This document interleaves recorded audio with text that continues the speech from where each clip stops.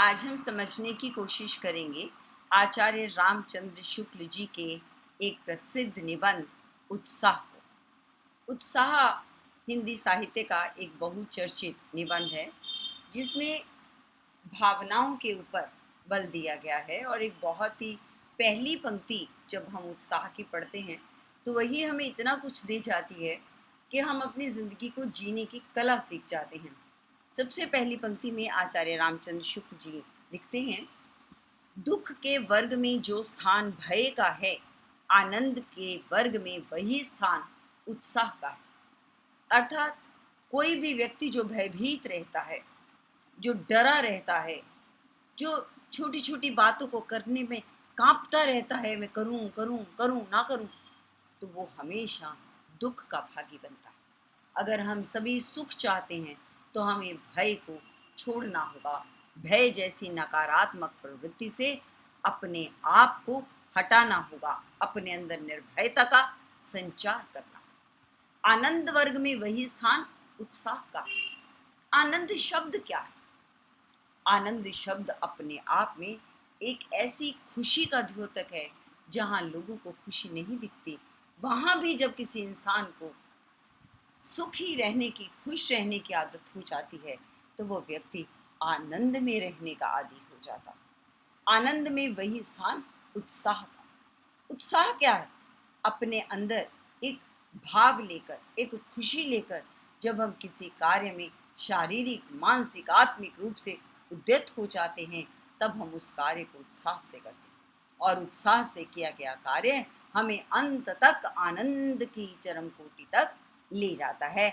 ऐसा आचार्य रामचंद्र शुक्ल जी अपने इस निबंध में लिखते हैं।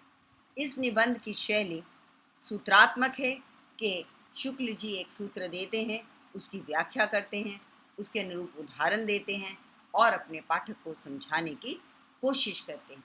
क्योंकि हर एक पंक्ति को बड़े अच्छे से समझाने की कोशिश करते हैं, इसलिए इस निबंध में संप्रेषण क्षमता अत्यधिक रहती है और पाठक उन्हीं के समान होकर उनके उन भावों को अपने अंदर आत्मसात करने में सक्षम रहता है।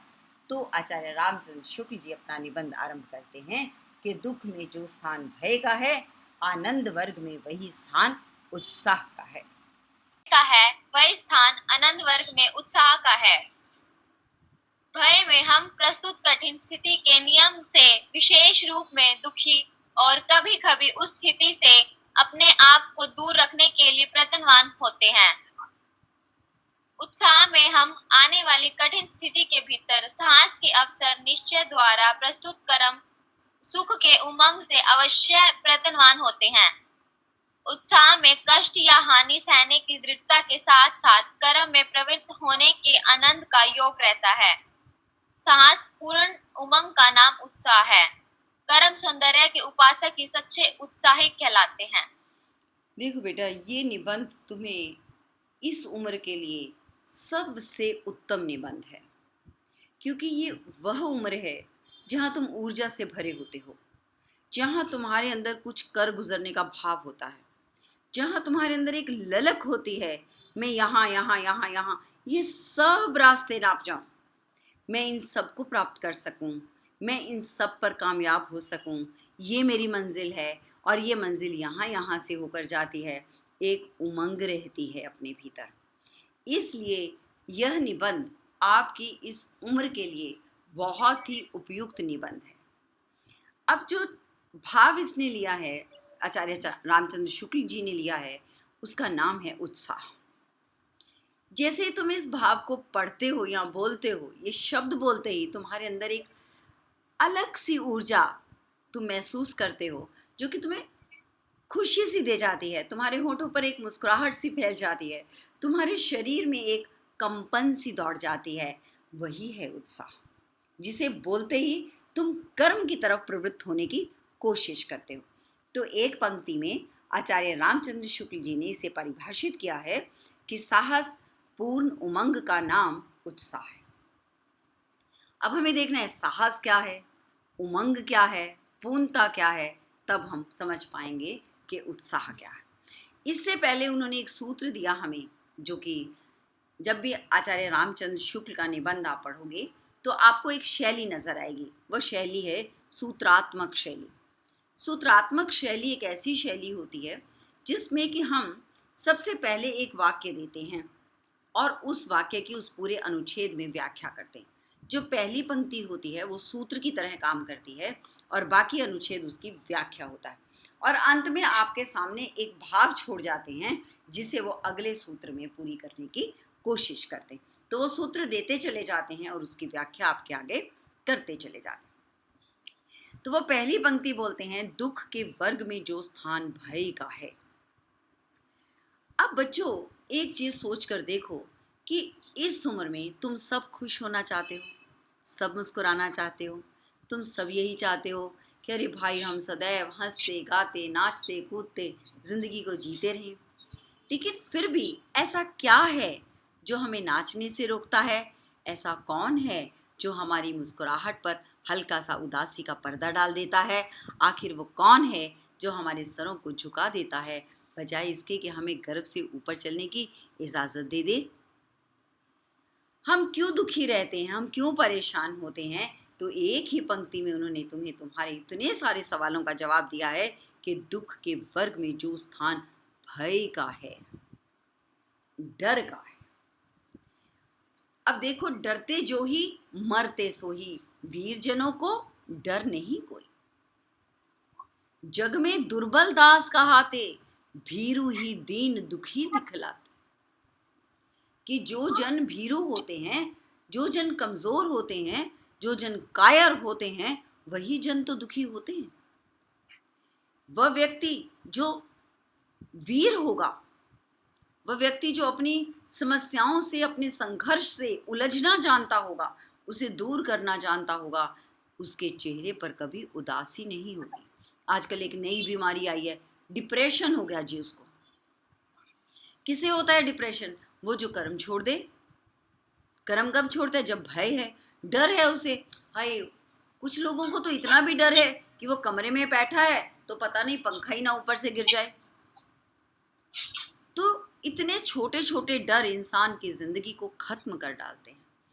यहाँ पर एक चीज अपने दिमाग में डाल लो कि हमें आज से कभी किसी से नहीं डरना।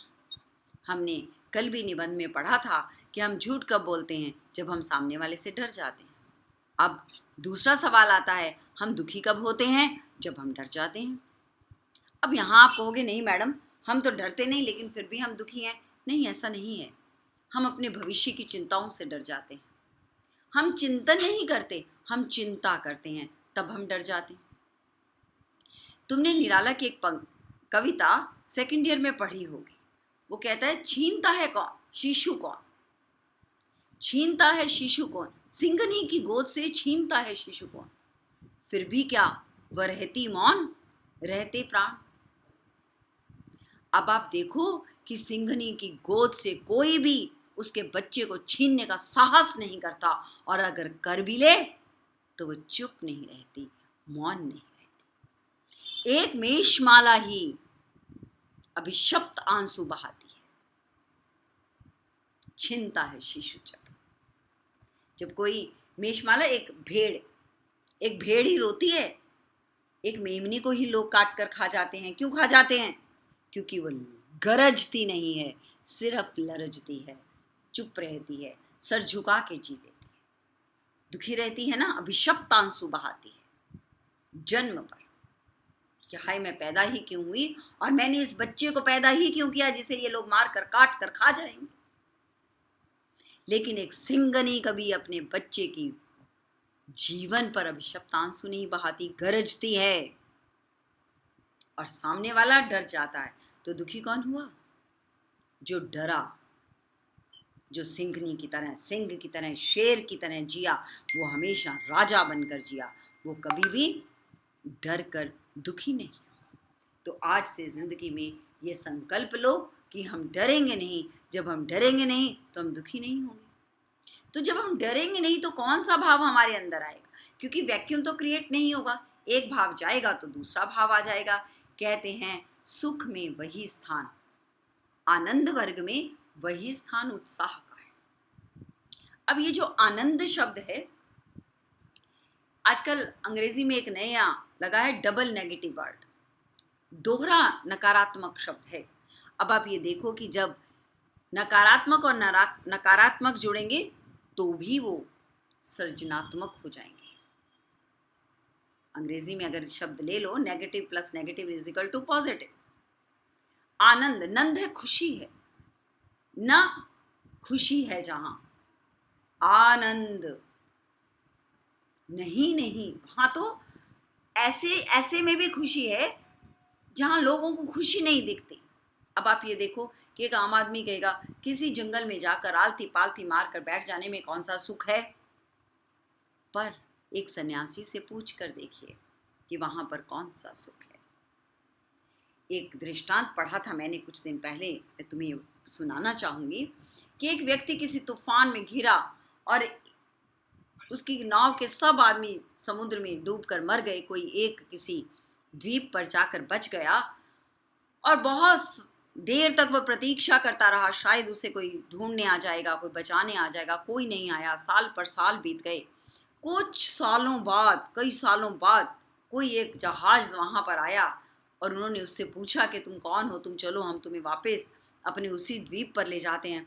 वो कहता क्यों, मैं तो यहाँ बहुत खुश हूँ, बहुत आनंद में हूँ, मैं क्यों उस भीड़ भाड़ में जाऊं, क्यों उस पागल विचारों में जाऊं फिर से तू मैं के, मैं तो यहाँ बहुत खुश हूँ। तो अभिप्राय क्या है, आनंद क्या है? जहां खुशी नहीं है वहां भी जब इंसान खुशी ढूंढ लेता है तब व्यक्ति कहता है कि वो आनंद में है। आनंद वर्ग में वही स्थान उत्साह का है। उत्साही व्यक्ति ही उस जगह में खुशी ढूंढ सकता है जहां लोगों को दुख नजर आता है। तो दो बातें तुम्हें यहाँ पर सीखने को मिलती हैं। पहली यही है कि आज से हम जिंदगी में कभी नहीं डरेंगे। दूसरा, हम संघर्षों से, हम मुश्किलों से, हम मुसीबतों से कभी भी अपने आप को नहीं रोकेंगे, बल्कि उत्साह से उसमें कूद जाएंगे और अपनी जिंदगी में आनंद को प्राप्त करेंगे। तो साहसपूर्ण उमंग का नाम ही उत्साह है। साहसपूर्ण, हिम्मत से, बिल्कुल बिना डर से कूद जाओ उसमें कि अरे ये तो मैं पा ही लूंगा। हाँ जी। जिन कर्मों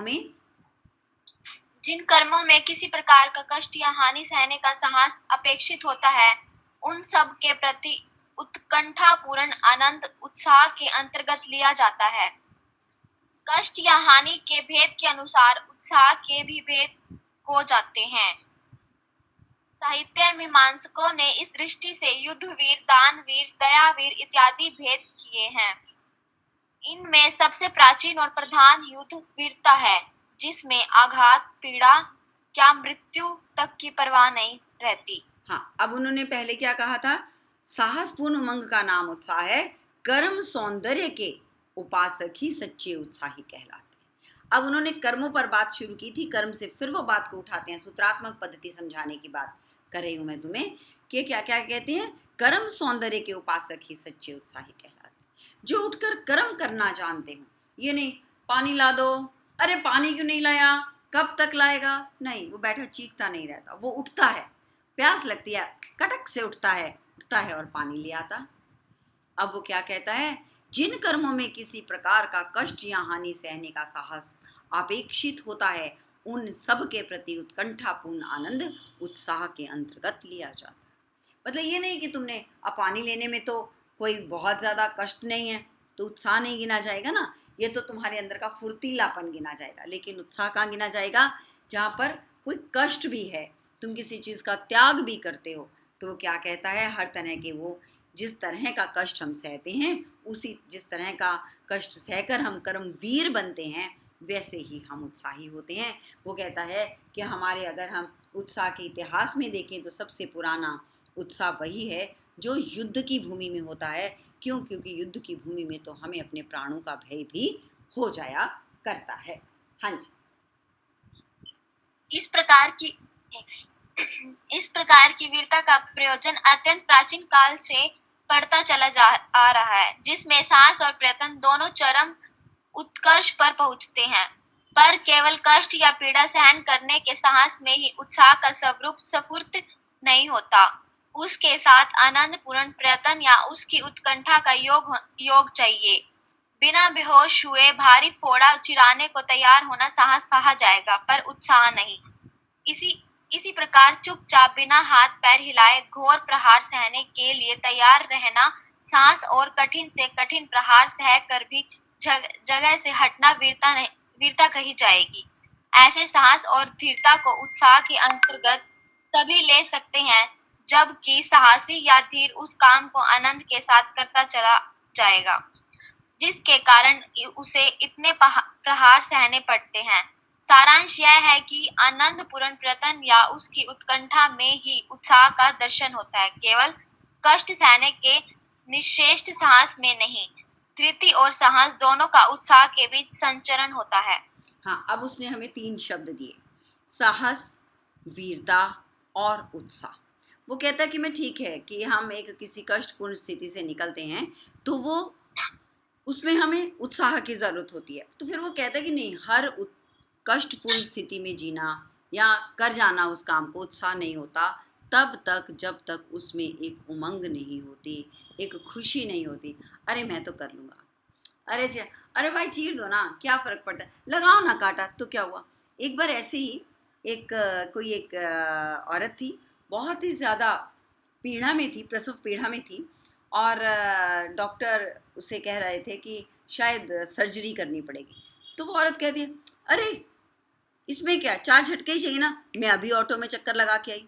तो ये उत्साह है, ये उमंग है उसकी, और यहाँ पर साहस भी है कि वो ये साहस लेती है, उमंग लेती है अपने अंदर कि वो ये काम भी कर सकती।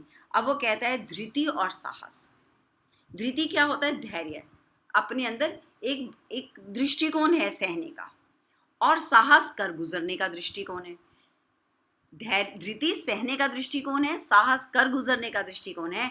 जब कर गुजरने का और सहने के दृष्टिकोण आनंद के साथ जुड़ जाते हैं तभी हमारे अंदर उत्साह का संचरण होता है। हाँ जी, दानवीर में अर्थ त्याग का साहस अर्थात उसके कारण होने वाले कष्ट कठिनता को सहने की क्षमता अंतर्हित रहती है। दानवीरता तभी कही जाएगी जब दान के कारण दानी को अपने जीवन निर्वाह में किसी प्रकार का कष्ट या कठिनता दिखाई देगी। इसी कष्ट या कठिनता की मात्रा या संभावना जितनी ही अधिक होगी, दानवीरता उतनी ही ऊंची समझी जाएगी।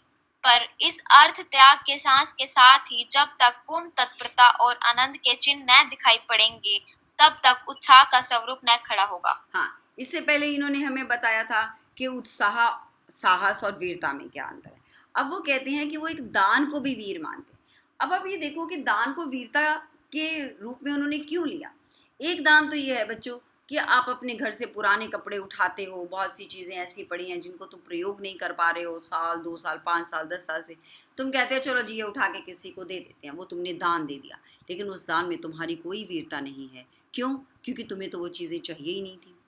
तुम बहुत दिनों से किसी एक चीज़ की बड़ी, मान लो कोई लैपटॉप है, मान लो फ़ोन है, मान लो कोई पोशाक है जो तुम्हें चाहिए, बहुत दिन से तुम उसकी तलाश में भटक रहे थे, फिर पैसे बहुत, या कोई चीज़ बहुत महंगी है, तुमने बड़ी मुश्किल से मेहनत करके पैसे जोड़े हैं, उन पैसों से तुमने उस चीज़ को ख़रीदा है, या तुम बाज़ार में बहुत घूमे हो तब जाकर तुम्हें वो चीज़ मिली है और घर आकर तुम कहते हो, अरे दिखाते हो सबको, तो तुम्हारी कोई कज़न है, चचेरी मौसेरी ममेरी बहन है या भाई है, अरे यार बड़ा अच्छा, ये तो मुझे दे दे।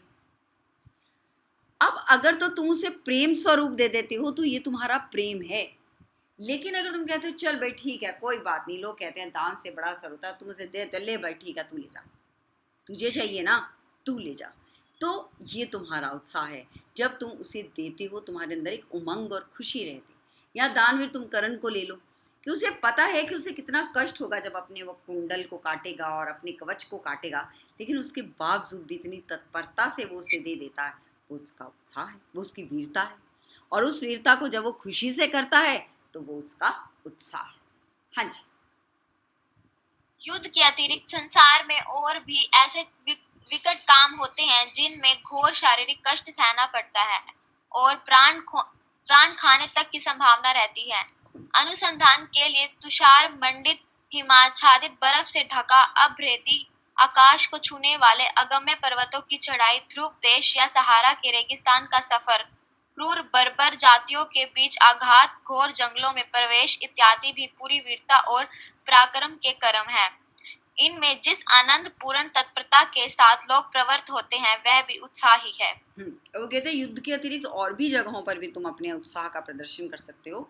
आपने पीछे खबर पढ़ी होगी कि एक लड़की थी जिसकी दोनों टांगें रेल ट्रैक पर कट गई थी, लेकिन उसके बावजूद भी उसने कृत्रिम टांगें लगवाई, फिर उसने चलना सीखा, फिर उसने संकल्प लिया कि मैं एवरेस्ट की चोटी पर पहुंच जाऊंगी। उसका यह संकल्प और तत्परता के साथ उसका उस पहाड़ी के लिए प्रयास करना, उसके लिए व्यायाम करना, उसके लिए अपने शरीर को तैयार करना, फिर उसके लिए एसेट्स से अपने साधनों को तैयार करना और फिर चढ़ाई पर विजय प्राप्त करना, ये उत्साह का सबसे बढ़िया उदाहरण है। हाँ, मनुष्य शारीरिक कष्ट से ही पीछे हटने वाला प्राणी नहीं है। मानसिक क्लेश की संभावना से विभूत से कर्मों की ओर प्रवृत्त होने का साहस उसे नहीं होता।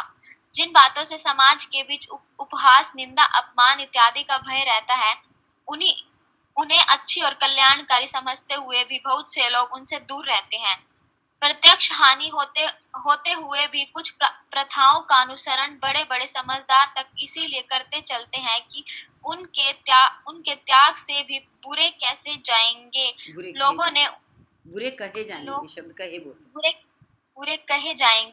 लोगों ने उनका वैसा आदर सम्मान में रह जाएगा। उसके लिए मान गलानी का कष्ट सब शारीरिक क्रियाओं से बढ़कर होता है। जो लोग मान अपमान का कुछ भी ध्यान न करके, निंदा स्तुति की कुछ भी परवाह न करके किसी प्रचलित प्रथा के विरुद्ध पूर्ण तत्परता और प्रसन्नता के साथ कार्य करते हैं, वे एक ओर तो उत्साही और वीर कहलाते हैं, दूसरी ओर भारी बेहया, बिल्कुल बेशरम। अब वो कहता है कि केवल शारीरिक कष्टों का ही भय नहीं होता, इंसान को मानसिक कष्टों का भी भय होता है कि हाय लोग क्या कहेंगे। अब आप ये देखो कि हम अपने निबंधों में कितनी ये चीज़ पढ़ते हैं कि लोग क्या कहेंगे, फिर भी क्या तुम सोचते हो कि आज के बाद जब तुम अपनी ज़िंदगी को जियोगे तो तुम इन लोगों की परवाह नहीं करोगे। कोशिश करना अपनी ज़िंदगी में वो करना जो तुम चाहते हो, लेकिन उससे समाज का बुरा ना हो, तुम्हारा भला ज़रूर हो, समाज का भी भला ज़रूर हो। इसलिए सर्वे भवन्तु की बात कही जाती है कि सब सुखी रहें, सब सुखी रहें तो किसी के पीछे मैं भी सुखी रहूं। तो बात जो इस अनुच्छेद में कही गई है वो ये है कि हम मानसिक कष्ट से डर कर भी कई बार बहुत से काम नहीं करते। जैसे कि इसके लिए उत्साही प्राणी अगर आप देखो, अपने इतिहास में उठाकर अगर हम देखना चाहें तो महर्षि दयानंद हैं, जिन्होंने बहुत सी ऐसी प्रथाओं का खंडन किया जिनके लिए लोगों ने उन्हें बहुत बुरा भला कहा, यहाँ तक कि उन्हें जीवन में जहर का 17 बार सेवन करना पड़ा और अंत में जब कांच घोलकर जहर दिया गया तो वो जी नहीं पाए। 1 साल तक अपने योग बल से अपने शरीर पर उस जहर से लड़ते रहे, अंत में दीपावली के दिन चले गए। अब उन्होंने किन प्रथाओं का खंडन किया, कहाँ कहाँ लोगों को जगाया। उन्होंने सबसे बड़ा दुख उन्हें तब हुआ जब उन्होंने नदी के किनारे पर किसी परिवार को, अपनी कन्या को किसी ब्राह्मण को दान देते हुए देखा, तो यहाँ पर उन्होंने कन्या दान का बहिष्कार किया। उन्होंने विधवा विवाह की जागृति पैदा की, उन्होंने नारी शिक्षा की जागृति पैदा की, उन्होंने लोगों को सच्चे शिव की उपासना का मार्ग दिया। तो ये है, उसके बावजूद जो भी कष्ट उन्हें सहने पड़े, बार बार जहर लेनी पड़ी, लेकिन इसके बावजूद भी वो अपने संकल्प से टले नहीं। सच्चे शिव की खोज के लिए उन्हें बर्फ खा खा कर दिन बिताने पड़े। उनके पाँव में छाले हो गए, पाँव कट गए, खून निकल आया, कई कई दिन भूखे रह गए, लेकिन उन्होंने उसके बावजूद भी सत्य को खोजने का जो मार्ग उठाया था, जो बीड़ा उठाया था, वो बीड़ा उन्होंने छोड़ा नहीं और अंत में उन्होंने समाज को एक नया रास्ता दिया। ये है एक उत्साही पुरुष की पहचान। हाँ जी, किसी शुभ परिणाम पर दृष्टि रखकर निंदा, स्तुति, मान अपमान आदि की कुछ परवाह न करके प्रचलित प्रथाओं का उल्लंघन करने वाले वीर या उत्साही कहलाते हैं। यह देखकर बहुत से लोग केवल इस विरुद्ध के लोभ में ही अपनी उछल कूद दिखाया करते हैं। वे केवल उत्साही या साहसी कहे जाने के लिए ही चली जाती हुई प्रथाओं को तोड़ने की धूम मचाया करते हैं। शुभ या अशुभ परिणाम से उनका कोई मतलब नहीं, उनकी और उनका ध्यान लेश मात्र नहीं रहता। जिस पक्ष के बीच की सुख्याति का वे अधिक महत्व समझते हैं, उसकी वाहवाही से उत्पन्न आनंद की चाह में वे दूसरे पक्ष के बीच की निंदा या अपमान की कुछ परवाह नहीं करते। ऐसे ओछे लोगों के साहस या उत्साह की अपेक्षा उन लोगों के साहस भाव की दृष्टि से कहीं अधिक मूल्यवान है, जो किसी प्राचीन प्रथा की चाहे वास्तव में हानिकारणी ही हो, उपयोगिता का सच्चा विश्वास रहते हुए प्रथा तोड़ने वालों की निंदा, उपहास, अपमान आदि सहा करते हैं। हाँ, अब वो कहता है कि कुछ लोग तो वाकई साहसी होते हैं, उत्साही होते हैं, वो उन्हीं चीज़ों का खंडन करते हैं जो चीज़ें समाज के लिए बेहतर नहीं होती। लेकिन कुछ लोग क्या करते हैं कि नहीं, बस हमें बदलना है क्योंकि हम आधुनिक बनना चाहते हैं, इसलिए हम उन सारी चीज़ों को बदलने के लिए हम एक उत्साह का प्रदर्शन करते हैं, जबकि वास्तव में उसे उत्साह नहीं कहा जा सकता। देखो, अगर हम ये कहेंगे कि हम सारी पुरानी मान्यताएं बदल देंगे, या हम ये कहें कि सभी बड़ों का इज्जत करनी चाहिए, नहीं, सभी बड़ों का कहना मानना चाहिए। यहाँ एक बात थोड़ी सी तुम्हें समझानी होगी, अभी तो खैर तुम बड़े हो गए हो। बड़ों की इज्जत करनी चाहिए, बड़ों का आदर करना चाहिए, बड़ों की बात माननी चाहिए। पर अगर हम कहें सभी, तो नहीं, हमारी सभी पुरानी मान्यताएं बेकार हैं, ऐसा तो नहीं है। अगर जब तक हम उनका तर्क नहीं देखते, जब तक हम तर्क की कसौटी पर उन्हें बुरा या भला नहीं कह सकते, तब तक हमें उनका उपहास या अपमान करने का कोई हक नहीं है। तो लेखक ये कहते हैं, हमें उन लोगों से भी बचना चाहिए जो केवल आधुनिकता की अंधी दौड़ में भागते हुए उन सारी प्रथाओं को तोड़ देना चाहते हैं जो पुरानी कही जाती हैं। जैसे कि आजकल है, लड़कियां कहती हैं कि नहीं, हमें तो डांस कर, नाच करो शादियों पर, बहुत अच्छी बात है, अपनी अभिव्यक्ति दो, लेकिन उनके शब्दों पर ध्यान दो कि ऐसे तो नहीं कि वो गीत वो हों जो कोठे पर गाए गए हों। हम में से किसी भी भले घर की बेटी कोठे की बेटी तो नहीं हो सकती ना। तो इसलिए जब भी शादियों में नृत्य करो, मेरा अपनी बेटियों से अनुरोध है, अपने बेटों से भी अनुरोध है कि अपने घरों की शादियों में उन गानों को बजने से हमेशा के लिए रोक दो जो फिल्मों में कोठों पर गाए गए हों, ताकि हमारे बेटों और हमारी बेटियों को उस तरह की भंगिमा में भूल कर भी उतरना ना पड़े। समाज सुधार के वर्तमान आंदोलनों के बीच जिस प्रकार सच्ची अनुभूति से प्रेरित उच्चाशय और गंभीर पुरुष पाए जाते हैं, उसी प्रकार तुच्छ मनोवृत्तियों द्वारा प्रेरित साहसी और दयावान भी बहुत मिलते हैं। मैंने कई छिछोरों और लपटों को विधवाओं की दशा पर दया दिखाते हुए उनके पापाचार के लंबे चौड़े दास्तान हर दम सुनते सुनाते पाया है। ऐसे लोग वास्तव में काम कथा के रूप में ऐसे वृत्तांतों का तन्मयता के साथ कथन और श्रवण करते हैं। इस ढांचे के लोगों से सुधार के कार्य में कुछ सहायता पहुंचाने के स्थान पर बाधा पहुंचाने की ही संभावना रहती है। सुधार नाम पर साहित्य के क्षेत्र में भी ऐसे लोग गंदगी फैलाते पाए जाते हैं। हाँ, वो कहते हैं कि समाज सुधार के आंदोलन में समाज को सुधारना है, हमारी एक चाहत है कि कितनी बुराइयां हैं, कुछ भी कहीं भी बुरा है तो हम उसे सुधार पाएं। कहते हैं कितनी अच्छी भावना है, लेकिन इस अच्छी भावना के पीछे भी अगर हम इस सच्ची अनुभूति को छोड़कर सिर्फ अपनी ही काम पिपासा के लिए या अपने ही अंतस की किसी कुत्सित भावनाओं को शांत करने के लिए अगर ये काम करते हैं, तो ये कहीं भी हमारे समाज के लिए हितकारी नहीं होता। अब यहाँ पर ये बात उन लोगों की करता है कि बहुत से लोग कहते हैं कि विधवाओं का जीवन जो है वो बड़ा कष्टकारी होता है, लेकिन जब वो किसी विधवा का शारीरिक शोषण करते हैं तब उनकी वो दया का भाव कहाँ चला जाता है। तो कहता है कि केवल विधवाओं के दुखों का वर्णन करना अगर अपनी काम कुत्सित भावनाओं को शांत करना ही है, तो फिर कहता है हमें इस तरह के समाज सुधारकों से हमेशा बचकर रहना चाहिए। दूसरी चीज़ उसने ये कही है कि इन लोगों के द्वारा दिए गए सुधार से हमारा कोई उपकार नहीं होता, हमारा कोई भला भी नहीं होता, लेकिन हमारे समाज का बुरा ज़रूर होता है। इसलिए हमें ऐसे छिछोरों से बचकर रहना चाहिए। हाँ जी। उत्साह की गिनती अच्छे गुणों में होती है, किसी भाव के अच्छे या बुरे होने का निश्चय अधिकतर उसकी प्रवृत्ति के शुभ या अशुभ परिणाम के विचार से होता है। वही उत्साह है जो कर्तव्य कर्मों के प्रति इतना सुंदर दिखाई पड़ता है। अकर्तव्य कर्मों की ओर होने पर वैसा प्रशंसनीय नहीं प्रतीत होता। आत्मरक्षा पर रक्षा, देश रक्षा आदि के निमित्त साहस की जो उमंग देखी जाती है, उसके सौंदर्य को परपीड़न, डकैती आदि कर्मों का साहस कभी नहीं पहुंच सकता। यह बात होते हुए भी विशुद्ध उत्साह, यह साहस की प्रशंसा संसार में थोड़ी बहुत होती है। अत्याचारियों या डाकुओं के शौर्य और साहस की कथाएं भी लोग तारीफ करते हुए सुनते हैं।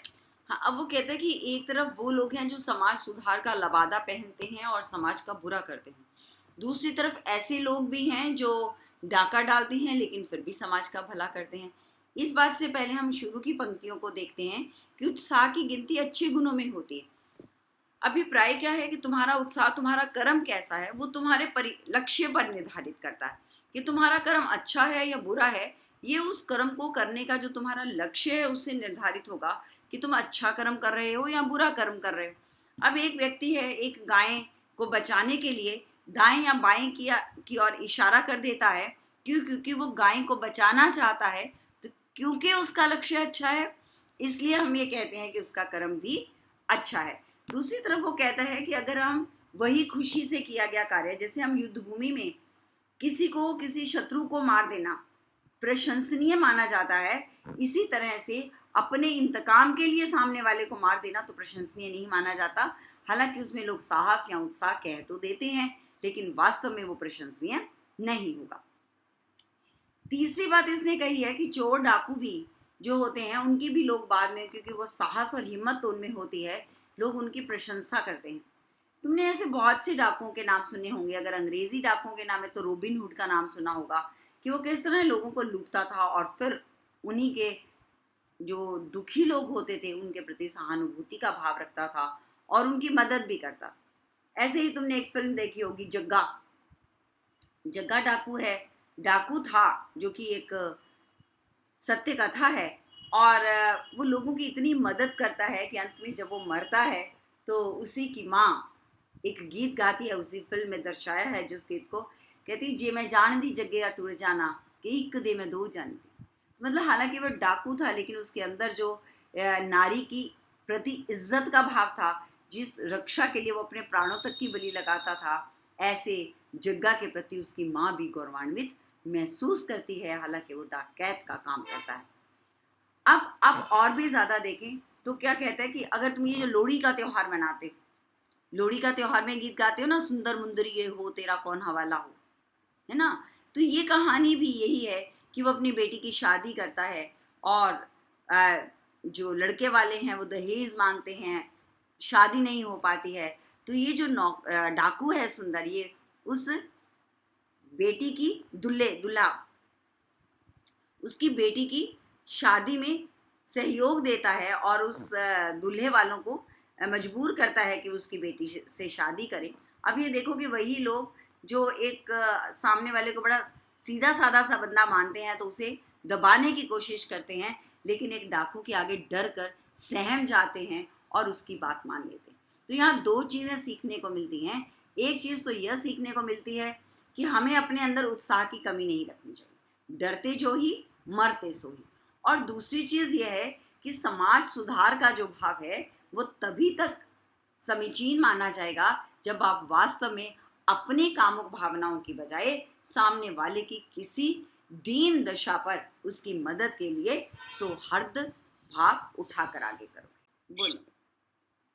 अब तक उत्साह का प्रधान रूप ही हमारे सामने रहा, जिसमें साहस का पूरा योग रहता है, पर कर्म मात्र के संपादन में जो तत्परतापूर्ण आनंद देखा जाता है वह उत्साह ही कहा जाता है। सब कर्मों में साहस अपेक्षित नहीं होता, पर थोड़ा बहुत आराम, विश्राम, सुविधे इत्यादि का त्याग सब में करना पड़ता है और कुछ नहीं तो उठकर बैठना, खड़ा होना या 10-5 कदम चलना ही पड़ता है। जब तक आनंद का लगाव किसी क्रिया, व्यापार या उसकी भावना के साथ नहीं दिखाई पड़ता, तब तक उसे उत्साह की संज्ञा प्राप्त नहीं होती। यदि किसी प्रिय मित्र के आने का समाचार पाकर हम चुपचाप ज्यों के त्यों आनंदित होकर बैठ जाएं या थोड़ा हंस भी दें तो यह हमारा उत्साह नहीं कहा जाएगा। हमारा उत्साह तभी कहा जाएगा जब हम अपने मित्र का आगमन सुनते ही उठ खड़े होंगे, उनसे मिलने के लिए दौड़ पड़ेंगे और उसके ठहरने आदि के प्रबंध में प्रसन्न मुख इधर उधर आते जाते दिखाई देंगे।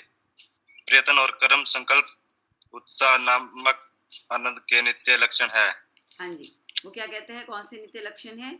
प्रयत्न और कर्म संकल्प। प्रयत्न और कर्म संकल्प। हमेशा ध्यान रखो कि कभी तुम्हारा मन उदास हो जाए, कभी तुम कहो कि अरे आज तो मन बड़ा उदास है, कारण विशेष नहीं है, फिर भी ऐसा क्यों है, तो अपने आप को कर्मों में प्रवृत्त कर दो, अपने आप को शारीरिक रूप से चुस्त पुस्त बना लो, तुम्हारी उदासी भाग जाएगी। यही वो इस अनुच्छेद में तुम्हें समझाना चाहता है कि अपने अंदर उत्साह भरने का तरीका क्या, लक्षण क्या है। जो लक्षण है उसको तुम अपने अंदर धारण कर लो तो वो कारण खत्म हो जाएगा कि भी हाँ भी हम उदास हैं। तो वो कहता है कि अगर उदाहरण भी देता है कि हमारे घर में मान लो कोई दोस्त आता है, हमारा कोई मेहमान आता है, हम आराम से कहें हाँ जी बड़ा अच्छा हुआ आप आ गए, बैठो जी, और आराम से सोफे पे बैठे रहो। आप खड़े होकर उसका अभिवादन नहीं करो, हाथ जोड़कर उसे अभिनंदन नहीं करो, उसे बैठने का आग्रह नहीं करो, तो आप ही सोच कर देखो कि अगर आप किसी के घर जाओ और वो ये सब कुछ नहीं करेगा तो आपको कैसा लगेगा। चाहे वो अंदर से कितना भी खुश क्यों ना हो, तुम्हें लगेगा अरे मैं आया, इसे एहसास ही नहीं हुआ कि मेरा आना इसे अच्छा भी लगा। तो हमेशा जब भी तुम किसी से मिलते हो तो बड़े गर्म जोशी से मिलना चाहिए। हाय कैसे हो, आओ बड़ा अच्छा लगा तुमसे मिलकर। आप उसे अभिवादन करो, उसका अभिनंदन करो, उसे बैठने के लिए आसन दो, उसके लिए भागकर पानी लेकर आओ। उसके आने से पहले अगर तुम्हें सूचना मिल गई है तो अपने घर को साफ सुथरा करो, उसे भी लगे कि अरे भाई मेरे आने के लिए इसने कितना कुछ किया है, कितनी मेहनत की है। तो यहाँ पर आजकल जो अक्सर बच्चे तुम्हें कहते हुए सुनाई देते हैं, अरे मैं तो बोर हो गया, अरे मैं तो उदास हो गया, ये सब वो लोग कहते हैं जो अपने कर्मों में विश्वास नहीं रखते, जो आलसी होते हैं, प्रमादी होते हैं और जिन्हें अपने शरीर को हिलाना डुलाना अच्छा नहीं लगता। हाँ जी, प्रत्येक कर्म में थोड़ा या बहुत बुद्धि का योग भी होता है। कुछ कर्मों में तो बुद्धि की तत्परता और शरीर की तत्परता दोनों बराबर साथ साथ चलती है। उत्साह की उमंग जिस प्रकार हाथ पैर चलवाती है उसी प्रकार बुद्धि से भी काम कराती है। ऐसे उत्साह वाले वीर को कर्मवीर कहना चाहिए या बुद्धिवीर। यह प्रश्न मुद्रा राक्षस नाटक बहुत अच्छी तरह हमारे सामने लाता है। चाणक्य और राक्षस के बीच चोटें चली है, वे नीति की है, शस्त्र की नहीं। अंत विचार करने की बात यह है कि उत्साह की अभिव्यक्ति बुद्धि व्यापार के अवसर पर होती है अथवा बुद्धि द्वारा निश्चित उद्योग में तत्पर होने की दशा में। हमारे देखने में तो उद्योग की तत्परता में ही उत्साह की अभिव्यक्ति होती है। अंत कर्मवीर ही कहना ठीक है। अतः कर्मवीर ही कहना ठीक है।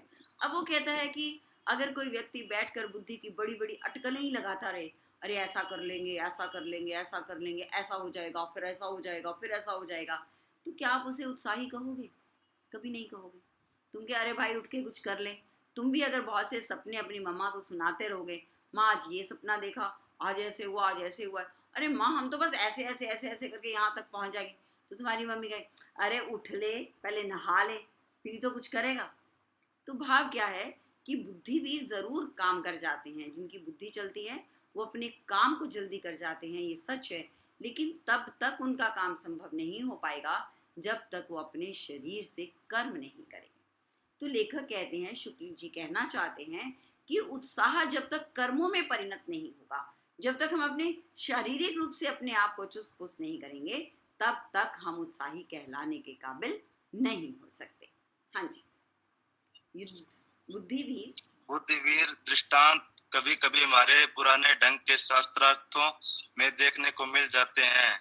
जिस समय किसी भारी शास्त्रार्थी पंडित से भिड़ने के लिए कोई विद्यार्थी आनंद के साथ सभा में आगे आता है, उस समय उसके बुद्धि साहस की प्रशंसा अवश्य होती है, वह जीते या हारे। बुद्धिवीर समझा ही जाता है। इस जमाने में वीरता का प्रसंग उठाकर वाघवीर का उल्लेख आदि न हो तो बात अधूरी ही समझी जाएगी। ये वाघवीर आजकल बड़ी बड़ी सभाओं के मंचों पर से लेकर स्त्रियों के उठाए हुए पारिवारिक प्रपंचों तक में पाए जाते हैं और काफी तादाद में। हाँ, अब वो कहता है कि बुद्धिवीर कहाँ मान्य होते हैं। मान लो एक के लिए कहीं, जैसे तुमने पुराने समय के लोगों में शास्त्रार्थ हुआ करते थे, बड़े बड़े लोग बैठकर शास्त्रार्थ करते थे, और फिर जो व्यक्ति अपनी बात मनवा जाता था वो बुद्धिवीर कहा जाता था। उसमें उसमें तर्क शक्ति बहुत मानी जाती। तो वो कहता है कि इसका मतलब क्या हुआ कि जहाँ हम बुद्धिवीर की बात करते हैं, वो बुद्धि कहाँ अभिव्यक्त होती है? वाणी के माध्यम से अभिव्यक्त होती। तो वो व्यक्ति जो शारीरिक श्रम नहीं करता लेकिन अपनी वाणी के माध्यम से तर्क देकर सामने वाले को मौन करवा देता है, वो भी कम वीर नहीं होता। तो वाघवीर जो हैं वो भी एक तरह से बहुत वीर माने जाते हैं और हम उन्हें नकार नहीं सकते। उसके लिए उसने उदाहरण दिए हैं कि परिवारों में ऐसे लोग तुम्हें मिल जाएंगे, बड़ी बड़ी सभाओं में ऐसे लोग तुम्हें मिल जाएंगे जहाँ उनका कोई आधार नहीं होता, लेकिन अपनी बुद्धि के बल पर वो ऐसे तर्क देते हैं कि सामने वाला उनकी बात को मानने के लिए मजबूर हो जाता है। इसके लिए मैं तुम्हें एक कहानी का जिक्र ज़रूर करूँगी। एक बहुत प्यारी कहानी है और किताब का नाम है रेशम की डोरी और लिखने वाली हैं अमृता प्रीतम। अमृता प्रीतम की एक कहानी है। कहानी का नाम है हीरे दी कणी। इस कहानी का मैं जिक्र तुम नौजवानों के आगे ज़रूर करती हूँ क्योंकि मुझे ये कहानी बहुत अच्छी लगती है। शायद मुझे इस कहानी ने बहुत कुछ सिखाया भी है। वाग वीरता कैसी होती है, वाणी की वीरता कैसी होती है। देखो बेटे, हर समस्या का सुलझा युद्ध नहीं होता, लड़ाई नहीं होता, किसी के सामने नोक झोंक भी नहीं होता। देखो कहानी ऐसी है कि एक लड़की है जिसका नाम है जिंद्रो। लड़की को लड़के वाले देखने आते हैं, उनको लड़की बड़ी पसंद आ जाती है और वो हाँ बोल देते हैं। तो लड़की की सगाई हो जाती है। सगाई में उन्हें उतना कुछ नहीं मिलता जितनी उम्मीद वो उस घर से करते हैं। तो घर जाकर कहते हैं अरे लड़की थोड़ी सी सांवली है, उसकी मौसी सास कहती। तो लेकिन कहते हैं लगता है घर तो बहुत बड़ा है, हो सकता है बड़ी जल्दी जल्दी में उन्होंने सगाई करी है तो शायद इतना कुछ दे नहीं पाए, शादी में दे देंगे। चलो शादी हो जाती है तो दहेज भी उतना नहीं मिलता जितना उन्हें उम्मीद होती है। तो शादी हो जाती है। अब क्योंकि पुरानी मान्यताएं हैं, शादी हो गई तो हो गई, लेकिन उसे बहुत से कटाक्ष सुनने पड़ते हैं। उसकी मौसी सास उसको बार बार बात पर कटाक्ष करती रहती है, काली कलूटी बहू है। तो एक दिन ऐसे ही वो कपड़े सुखा रही होती है तो उसकी मौसी सास बोलती है, कहती है पता नहीं तेरी माँ ने कौन से मोती दान किए थे जो उसे ऐसा हीरे जैसा दामाद मिल गया और हमें ये काली कलूटी बहू। अब देखो कोई भी लड़की इस तरह की कटती हुई बात सुनेगी तो लड़ पड़ेगी, पर जिंद्रो लड़ती नहीं है, बड़ा प्यारा सा जवाब देती है जो वाग्वीरता का बहुत बढ़िया उदाहरण है। वो जवाब देती है, कहती है हाँ मौसी सास, तुम बिल्कुल सही कहती हो, मेरी माँ ने तो मोती दान किए थे जो ऐसा हीरे जैसा दामाद मिल गया। हो सकता है इसकी माँ ने पिछले जन्म में कोला दान किया हो जो ऐसी काली कलूटी बहू मिल गई। ये सुनते ही वो मौसी सास मौन हो जाती है और उसके बाद वह कटाक्ष उसे कभी नहीं कर पाती। तो मैंने तुम्हें उस कहानी का एक छोटा सा हिस्सा सुनाया है सिर्फ इसलिए ताकि अगर कोई तुम्हें इस तरह का कटाक्ष करे तो लड़ना उसका समाधान नहीं होता बेटा। तुम्हें अपनी वाणी से कुछ ऐसे शब्दों का चुनाव करना होगा, अपने भावों को इस तरह से भरना होगा, अपने दृष्टिकोण से इस कदर बदलना होगा कि तुम लड़ाई के स्तर पर ना जाओ, बल्कि अपनी बात को बड़े बढ़िया और सटीक तरीके से बोलकर सामने वाले के दिल तक पहुंच जाओ और वो उसके बाद कुछ नहीं बोल पाए। तो ये है वाग्वीरता का सबसे बढ़िया उदाहरण और तुम्हारे अंदर ये प्रेरणा कि तुम भी बच्चों, अगर कोई दोस्त या कोई परिवारजन तुम्हें गलत बात कह भी जाता है तो उससे लड़ाई मत करो, बल्कि अपनी बात को इस तरह से कहो कि वो बस सुनता चला जाए।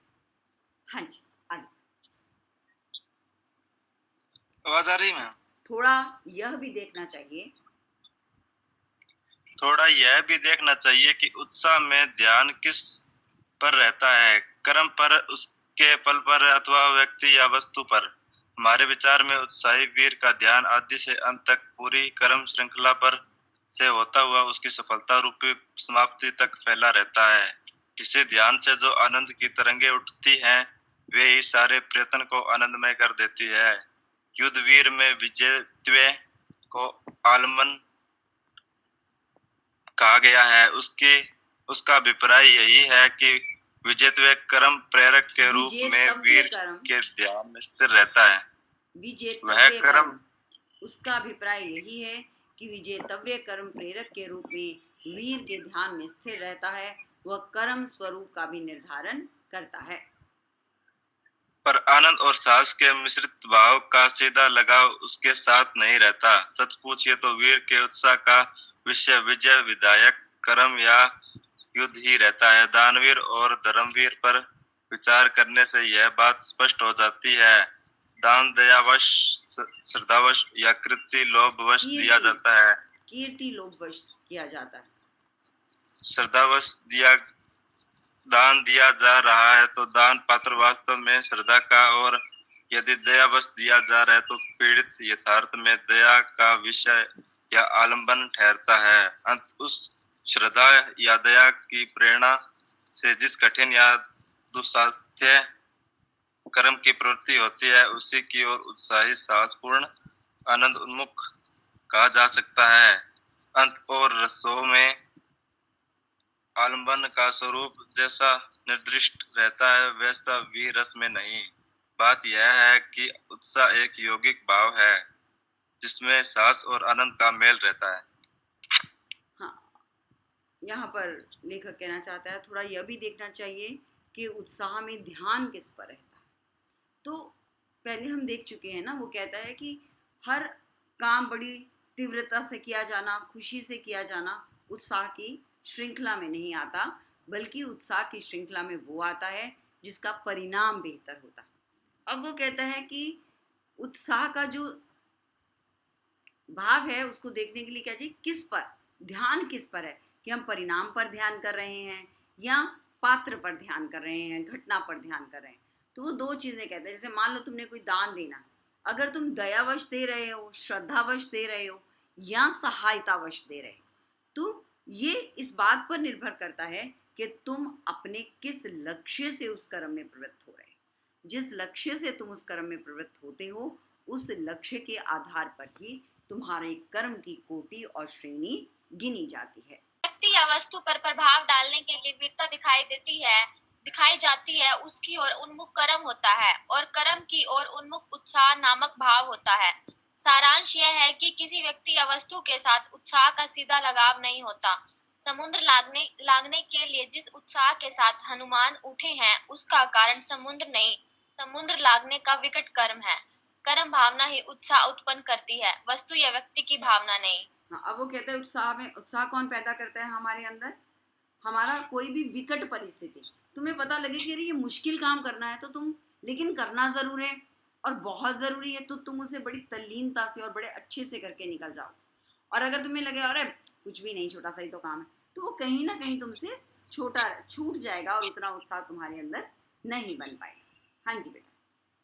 किसी कर्म के संबंध में जहाँ आनंद पूर्ण तत्परता दिखाई पड़ती है, हम उसे उत्साह कह देते हैं। कर्म के अनुष्ठान में जो आनंद होता है, उसका विधान 3 रूपों में दिखाई पड़ता है। कर्म भावना से उत्पन्न, फल भावना से उत्पन्न और आगंतुक अर्थात विषयांतर से प्राप्त। हाँ, अब वो क्या कहता है यहाँ पर कि किसी भी कर्म के संबंध में जहाँ आनंदपूर्ण तत्परता दिखाई पड़ती है, हम उसे उत्साह कह देते हैं। ये बात तो तुम्हें अब तक समझ आ गई होगी। अब वो कहता है कि कर्म के अनुष्ठान में जो आनंद होता है, उसका विधान 3 रूपों में दिखाई पड़ता है। एक तो उत्साह कहाँ दिखाई पड़ेगा कि तुम काम कैसे कर रहे हो, तुम्हें उस काम को करने से क्या प्राप्त होने वाला है, या तुम वो काम किस व्यक्ति के लिए या किस कारण से कर रहे हो। सबसे पहले भावना तुम्हारी क्या है, तुम्हें क्या मिलने वाला है और तुम उस कार्य को क्यों कर रहे हो। हाँ जी। इनमें कर्म भावना प्रस्तुत आनंद को ही सच्चे वीरों का आनंद समझना चाहिए, जिसमें सांस का योग पर यह बहुत अधिक रहा करता है। सच्चा वीर जिस समय मैदान में उतरता है उसी समय उसमें उतना आनंद भरा रहता है जितना औरों को विजय या सफलता प्राप्त करने पर होता है। उसके सामने कर्म और फल के बीच या तो कोई अंतर होता नहीं या बहुत सिमटा हुआ होता है। इसी से कर्म की ओर यह उसी झोंक से लपकता है जिस झोंक से साधारण लोग फल की ओर लपका करते हैं। इसी कर्म प्रवर्तक आनंद की मात्रा के हिसाब से शौर्य और साहस का स्फुरन होता है। हाँ, अब वो कहता है कि कोई व्यक्ति तो सिर्फ फल के कारण से कर्म करता है और कोई व्यक्ति सिर्फ इसलिए कर्म करता है क्योंकि उसका पैशन है, क्योंकि उसकी इच्छा है वैसा कर्म करना, है ना। अब तुम्हें कोई काम करने को कहा जाए और तुम्हारी इच्छा ना हो तो तुम काम तो करोगे क्योंकि तुम्हारी माँ ने, पापा ने या गुरु ने कहा है, लेकिन उत्साह से नहीं करोगे। और अगर तुम्हारी अपनी इच्छा है, किसी मिट्टी के घड़े को बनाना सीखना चाहते हो, तो तुम मिट्टी को रोंदोगे भी, मिट्टी को गूंदोगे भी, उसमें हाथ भी लगाओगे, उसमें कपड़े गंदे हो रहे हैं इसका भय भी नहीं मानोगे, है ना, क्योंकि तुम उसे शौक से कर रहे हो। तो कहता है कि अगर हम किसी कार्य को शौक से करेंगे तो उसके प्रति हमें कौन से कष्ट सहने पड़ते हैं या कौन सा संघर्ष करना पड़ता है, हम इसकी परवाह कभी नहीं करेंगे। हाँ जी, फल की भावना से उत्पन्न फल की भावना से उत्पन्न आनंद भी साधक कर्मों की ओर हर्ष और तत्परता के साथ प्रवृत्त करता है। पर फल का लोभ जहाँ प्रधान रहता है वहाँ कर्म विषयक आनंद उसी फल की भावना की तीव्रता और मंदता पर अवलंबित रहता है।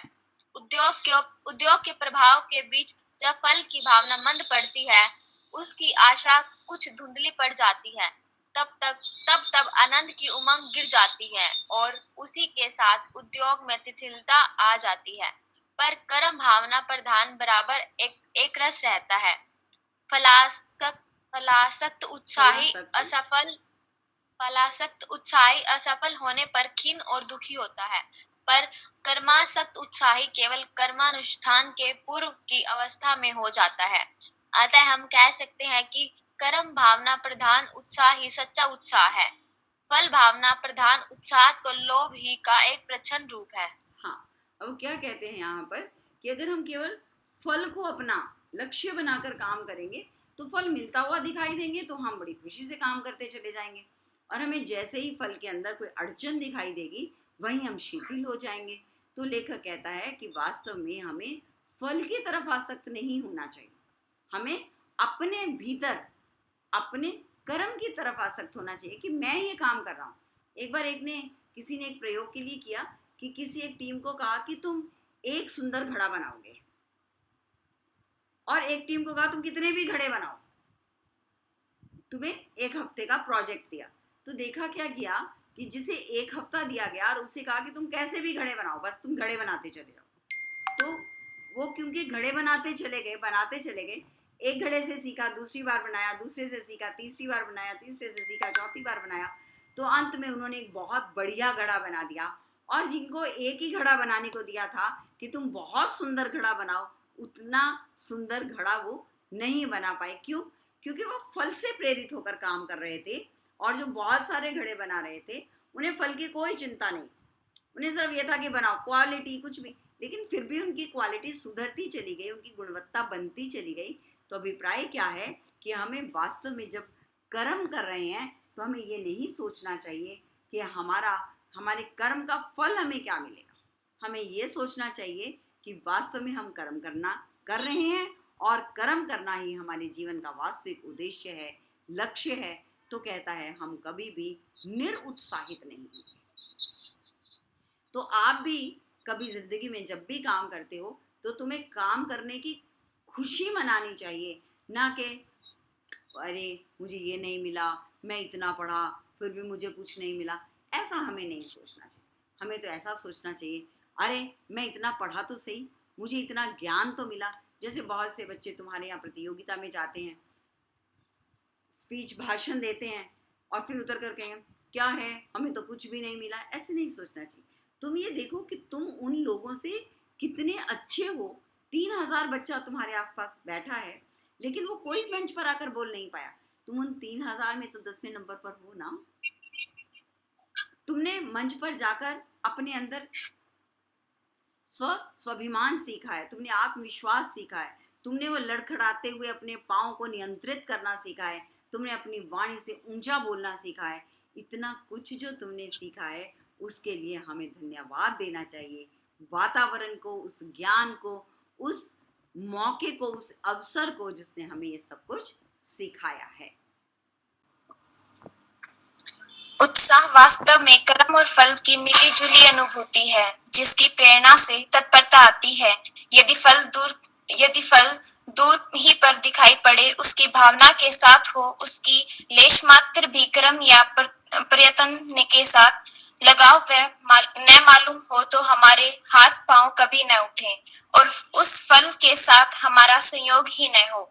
इससे कर्म श्रृंखला की पहली कड़ी पकड़ते ही फल के आनंद की भी कुछ अनुभूति होने लगती है। यदि हमें यह निश्चय हो जाए कि अमुक स्थान पर जाने से हमें किसी प्रिय व्यक्ति का दर्शन होगा, तो उस निश्चय के प्रभाव से हमारी यात्रा भी अत्यंत प्रिय हो जाएगी। हम चल पड़ेंगे और हमारे अंगों की प्रत्येक गति में प्रफुल्लता दिखाई देगी। यही प्रफुल्लता कठिन से कठिन कर्मों के साधन में भी देखी जाती है। वे कर्म भी प्रिय हो जाते हैं और अच्छे लगते हैं।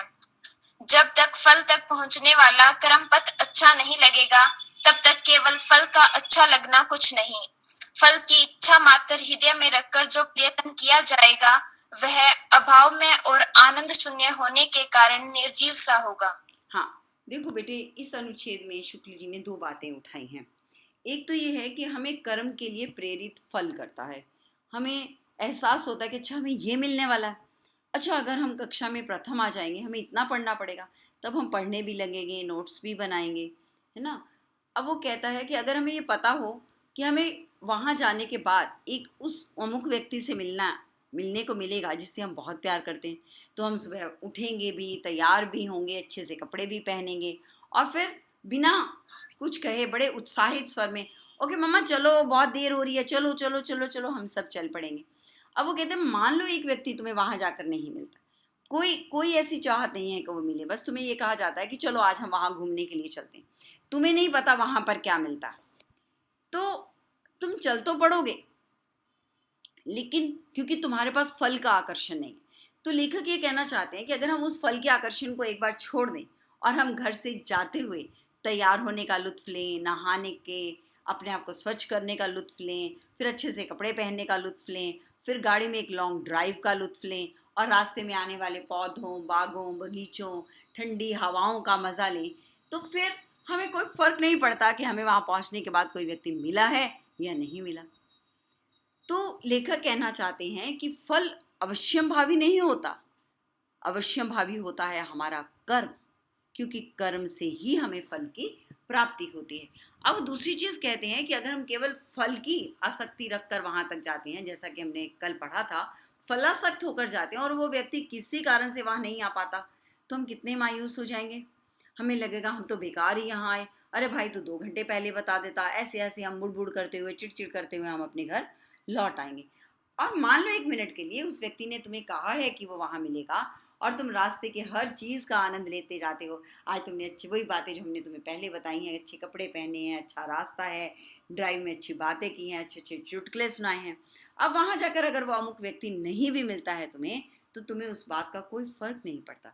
तुम कहते चल कोई बात नहीं यार, तू नहीं मिला तो कोई नहीं, हमने तो बहुत मज़ा लूटा, तूने ना आकर हमारी संगति का रस खो दिया। अगर तू भी आता तो शायद तू भी हमारे साथ बहुत लुत्फ लेता, क्योंकि तुम वहाँ पहुँचने के बाद एक पिकनिक स्पॉट है, तुम वहाँ खूब खेलते हो, खूब पींगे चढ़ाते हो, छुपन छुपाई खेलते हो, खूब मज़े करते हो और लौट आते हो। तो अभिप्राय क्या है कि तुम्हें मज़ा किस में आएगा? कर्मों में आएगा, ना कि उस फल को टारगेट रख के, उसको लक्ष्य करके जब तुम चले उसमें तुम्हें मज़ा आएगा। हाँ जी। कर्म रुचि शून्य पर्यटन में कभी कभी इतनी उतावली और आकुलता होती है कि मनुष्य साधन के उत्तरोत्तर क्रम का निर्वाह न कर सकने के कारण बीच में ही चूक जाता है। मान लीजिए कि एक ऊंचे पर्वत के शिखर पर विचरते हुए किसी व्यक्ति को नीचे बहुत दूर तक गई हुई सीढ़ियां दिखाई दी और यह मालूम हुआ कि नीचे उतरने पर सोने का ढेर मिलेगा। यदि उसमें इतनी सजीवता है कि उत्तक सूचना के साथ ही वह उस स्वर्ण राशि के साथ एक प्रकार के मानसिक संयोग का अनुभव करने लगा तथा उसका चित्त प्रफुल्ल और अंग सचेष्ट हो गए। उसे एक एक सीढ़ी स्वर्णिम दिखाई देगी, एक एक क्षण उसे सुख से बीता हुआ जान पड़ेगा और वह प्रसन्नता के साथ स्वर्ण राशि तक पहुंचेगा। इस प्रकार उसके प्रयत्न काल को भी फल प्राप्ति काल के अंतर्गत ही समझना चाहिए। इसके विरुद्ध यदि उसका हृदय दुर्बल होगा और उसमें इच्छा मात्र ही उत्पन्न होकर रह जाएगी, तो अभाव के बोध के कारण उसके चित्त में यही होगा कि कैसे झट से नीचे पहुंच जाए। उसे एक एक सीढ़ी उतरना बुरा मालूम होगा और आश्चर्य नहीं कि वह या तो हार कर बैठ जाए या लुढ़क कर गिर पड़े। हाँ बेटा, अब ये बात बड़ी प्यारी तुम्हें यहाँ समझाई गई है। वो कहते हैं कि कर्म रुचि शून्य प्रयत्न, कर्म रुचि, कर्मों में रुचि। इससे पहले भी हमने यही समझा कि अगर हमारी कर्म में रुचि हो जाएगी तब हमें खुशी मिलेगी। आज मैं तुम्हारा ही उदाहरण देती हूँ एक तुम्हें। मान लो तुम्हारी माँ तुम्हें कहती है, बेटे आज तुम्हारा कमरा कितना गंदा पड़ा है, देख तो सही ना, चद्दर कितने दिन से झड़ी है, कपड़े इधर उधर बिखर रहे हैं, देख कितनी कितनी धूल चढ़ी हुई, जरा साफ कर ले अपना कमरा। तुम क्या कहते, क्या है मम्मी, आपको तो रोज ही सफाई की पड़ी रहती है। कुछ नहीं है, मेरा कमरा है ना, मैं रह रही हूँ ना, आपको कोई लेना देना नहीं, मैं ठीक हूँ, मैं खुश हूँ ऐसे कमरे में। ओके, कुछ ही समय बाद ना तुम्हारे किसी दोस्त या सहेली का फोन आ जाता है, कहती अरे यार आज ना मैं इधर आ रहे थे मेरे मम्मी पापा, मैं भी आ जाऊँ तेरे पास, अपन खूब गप्पे लगाएंगे। तुम भी कहते हो अरे यार लॉकडाउन में तो बोर हो गई घर बैठे बैठे, आजा आजा मस्ती करेंगे। अब पता क्या लगा कि 1 घंटे बाद तुम्हारी सहेली या तुम्हारा दोस्त तुम्हारे घर आ रहा है। तुम फटक से उठते हो, वही कमरा जिसे 1 घंटा पहले तुम रू कर रहे थे साफ करने के लिए, तुम पट पट भागते हुए चुटकियों में उसे साफ करते हो। मम्मा ये यहाँ रखो, ये मम्मा को गंदा कपड़ा दो, जल्दी जल्दी जल्दी जल्दी, पट पट पट पट पट पट कमरा साफ। कितनी खुशी मिली कमरे साफ करने में। तो वो कहता है कि अगर हम कर्म शून्य होकर केवल, अब सहेली या दोस्त आ रहा है, दूसरी सोच भी बन सकती है, अरे यार तुझे किसने कहा था कि तू आज ही आ जा, इतना गंदा कमरा पड़ा है, कौन साफ करेगा इसे, बेकार यार है। अब देखो स्थिति तो वही है ना कि तुम्हारी सहेली या तुम्हारा दोस्त तुम्हारे घर आ रहा है, लेकिन जैसे ही तुम कर्म युक्त हो जाते हो तुम्हें अपने दोस्त के आने की खुशी होती है, और अगर तुम कर्म शून्य हो जाओगे तो तुम्हारे दोस्त के आने में भी तुम्हारी रुचि खत्म हो जाएगी, तुम उसके भी कोसने लगोगे, अरे भाई क्यों आ रहा है तू, है ना। तो बेटे एक चीज ध्यान रखो कि कुछ भी अच्छा अगर तुम चाहते हो तो सबसे पहली चीज तुम्हें अपने अंदर पैदा करनी पड़ेगी, वह है कर्म शक्ति। अगर तुम कर्मों से प्यार करने लग जाओगे तो फल तो तुम्हें अपने आप मिल जाएंगे। देखो कठोपनिषद में भी नचिकेता वैवस्वत को यही कहता कि अगर मैं तुम्हें पा लूंगा तो ऐश्वर्य तो मुझे मिल ही जाएगा, तो मैं इस ऐश्वर्य की चाहत ही क्यों करूं। इसी तरह बच्चों तुम भी सोचो कि अगर तुम कर्म करोगे तो फल तो तुम्हें मिल ही जाएगा, तो फिर फल की चाहत हम क्यों करें। ये बिल्कुल उसी तरह से है बेटे, जैसे कि आप अगर पैसे बैंक में जमा करवा देते हो तो जब भी तुम्हें ज़रूरत होगी बैंक तुम्हें पैसे दे देगा बिना किसी आनाकानी के। लेकिन अगर तुमने बैंक में पैसे जमा नहीं करवाए हैं और तुम पैसे मांगते हो तो बैंक तुम्हें देने से मना कर देगा। अगर चेक काटते हो तो चेक बाउंस हो जाएगा, जो कि कानूनी गलत एक काम हो जाएगा हमारे से। अभिप्राय क्या है कि तुम हमेशा अपने कर्मों की सूची बनाओ कि ये मुझे चाहिए, यहाँ तक मुझे जाना है, मुझे क्या क्या करना चाहिए। अब वही वो सोने के ढेर की बात करता है कि अगर तो वो ठीक है, उसे प्रेरणा मिली कि तुझे वहां जाकर सोना मिलेगा, और अगर वो बड़े प्यार से उतरता, अरे मुझे सोना मिलेगा, खुशी से जाता है, एक एक सीढ़ी पर उतरता हुआ एक एक सीढ़ी का लुत्फ लेता है, कैसे रास्ता बदलता है, कैसे रास्ता मुड़ता है, कहाँ हरियाली है, कहाँ कैसे है, कहाँ झरने हैं, मज़ा लेता हुआ नीचे जाता है और ये भी कहता है अरे वाह सोने तक पहुँचने का तो रास्ता ही बड़ा सुंदर है। और दूसरा व्यक्ति है, अरे यार इतनी सीढ़ियाँ कितनी और उतरूँ, पता नहीं सोना है भी कि नहीं। जब भी तुम्हारे अंदर कर्म शून्यता आएगी, कर्म शून्यता के साथ ही तुम्हारे अंदर संशय पैदा हो जाएगा, और जैसे ये संशय पैदा होता है बच्चों, वैसे ही हम अपनी कामयाबी से बहुत दूर हो जाते हैं। इसलिए कभी भी अपने आप को कर्म शून्य नहीं होने दो। अगर तुमने सोचा है कि आप प्रथम आओगे तो कभी अपने आप को सपनों में नहीं खोने दो। तब हमेशा अब्दुल कलाम जी को याद रखो कि सपने वो नहीं होते जो दिन में देखे जाते हैं, रात को सोते हुए देखे जाते हैं। सपने तो वो होते हैं जो सोने नहीं देते। तो उत्साह जब तक हमारे अंदर कर्म का बना रहेगा, हमारा जीवन कामयाबी से, सफलता से अपने आप भरता चला जाएगा। मेहनत से जो लिखते हैं, मेहनत से, पसीने की स्याही से जो लिखते हैं मुकद्दर को, एक शायर कहता है, पसीने की स्याही से जो लिखते हैं मुकद्दर को तुषार, उनके किस्मत के सफ़े कभी कोरे नहीं होते। तो तुम आज से उत्साह के निबंध में ये बात लड़ बांध लो, गांठ बांध लो कि हमें कर्म तो करना ही है, फल जब मिलेगा तब देखा जाएगा। हाँ जी, आगे। फल की विशेषण आस्तिक से कर्म के लागल की जी मैम। फल की विशेषता आसक्ति से, फल की विशेषता आसक्ति से कर्म के लागल की वासना उत्पन्न होती है।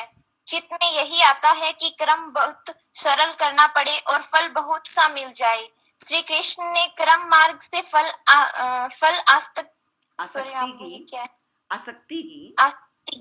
आसक्ति की प्रबलता हटाने का बहुत ही स्पष्ट उपदेश दिया है, पर उसके समझाने पर भी भारतवासी इस वासना से ग्रस्त होकर कर्म से तो उदास हो बैठे और फल के इतने पीछे पड़े कि गर्मी में ब्राह्मण को एक पेठा देकर पुत्र की आशा करने लगे।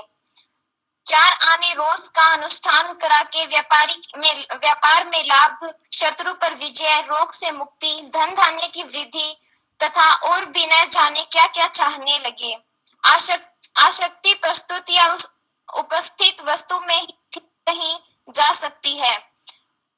कर्म सामने उपस्थित रहता है, इससे आसक्ति उसी में चाहिए।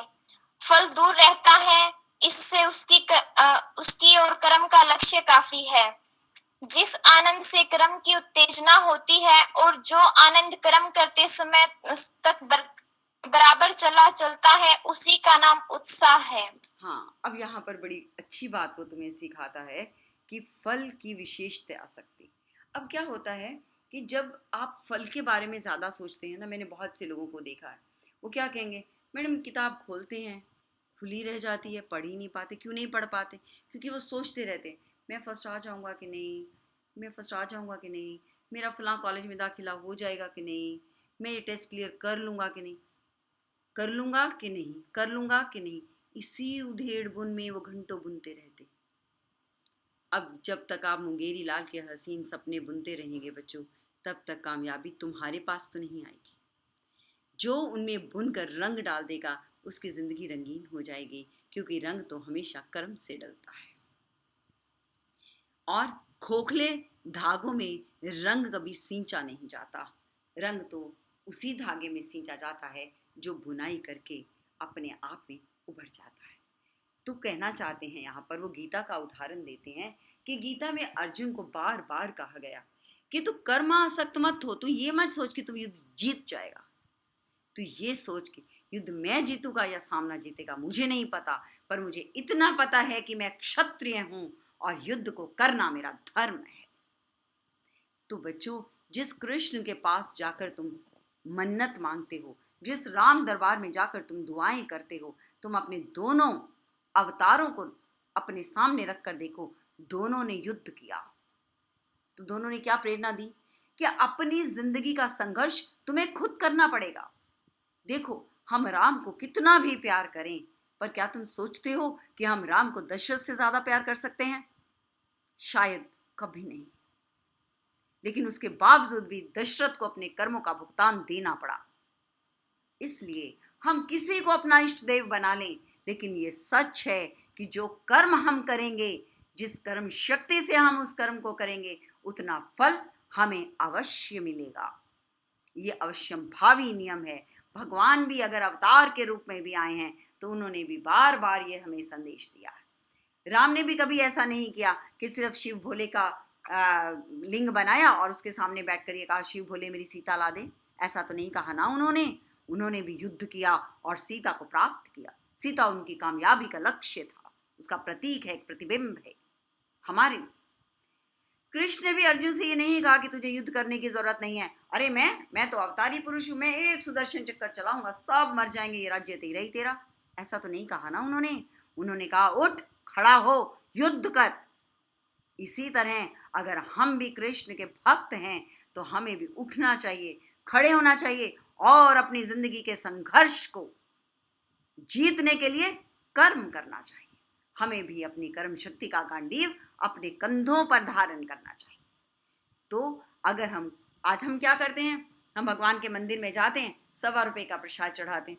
तो मेरा आप ही में से एक छात्र ने एक बार मुझे कहा था, कहता मैडम जी आजकल 1.25 रुपये से भगवान नहीं मांगता, आजकल तो 1.25 मनी लगानी पड़ती है। तो क्या 1.25 मनी लगाकर तुमने अपने भगवान को रिश्वत दी? नहीं।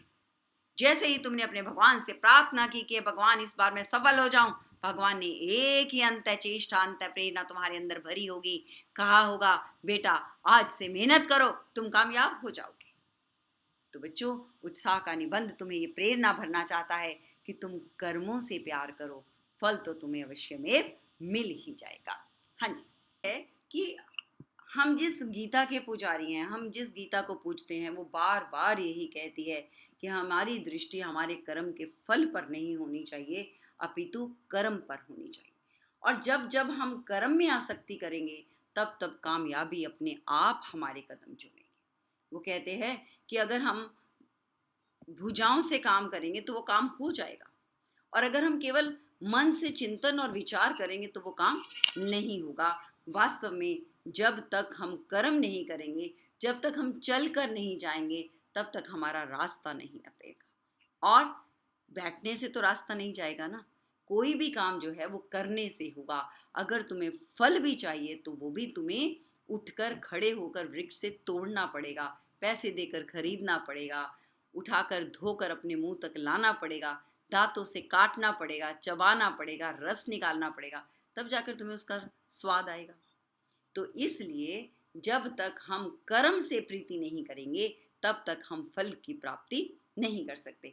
आपको ये जानकर बहुत अच्छा लगेगा कि अमेरिका में जब भी सेनाएं कूच करती हैं, तो मैंने कहीं किसी आर्टिकल में पढ़ा था, वो कहते हैं कि तब उन्हें गीता का 2रा अध्याय पढ़ाया जाता है, जो कि निष्काम करने के लिए और एक सैनिक को अपने जीवन में प्रेरित होने के लिए किया जाता है।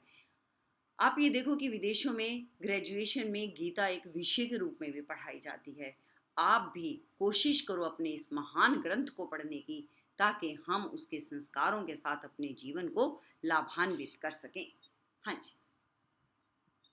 कर्म के मार्ग पर आनंद पूर्वक चलता हुआ उदासी मनुष्य यदि अंतिम फल तक न पहुंच कर्म के मार्ग पर आनंद पूर्वक चलता हुआ उत्साही मनुष्य यदि अंतिम फल तक न पहुंचे तो भी उसकी दशा कर्म न करने वाले की अपेक्षा अधिकतर अवस्थाओं में अच्छी रहेगी, क्योंकि एक तो कर्म काल में उसका जीवन बीता, वह संतोष या आनंद में बीता, उसके उपरांत फल की अप्राप्ति पर भी उसे यह पछतावा न रहा कि मैंने प्रयत्न नहीं किया। फल पहले से कोई अपना बनाया पदार्थ नहीं होता।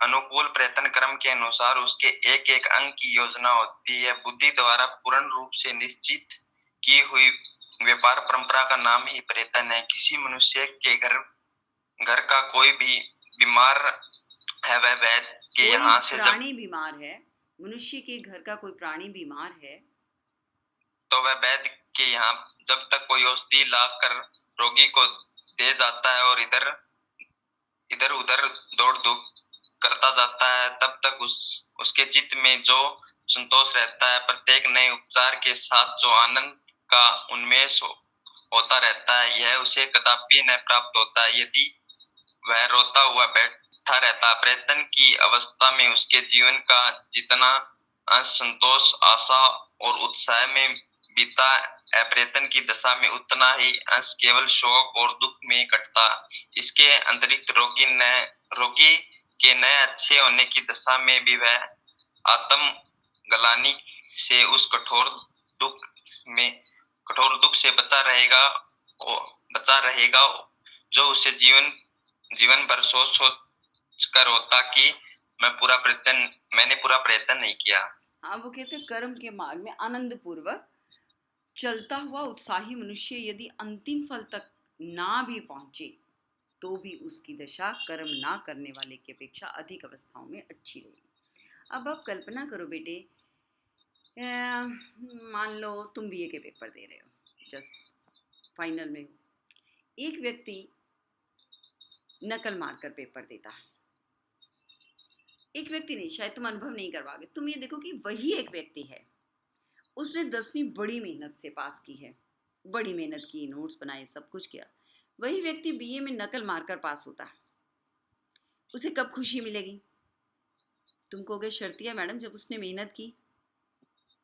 उसमें चाहे उसके अंक 70% आए, नकल मार कर चाहे उसने 80% अंक प्राप्त कर लिए, लेकिन फिर भी अपने अंतस से वो उतना खुश नहीं होगा। दिखावा को कितना भी कर ले, लेकिन उसका अंतर मन उसे बार बार कचोटता रहेगा।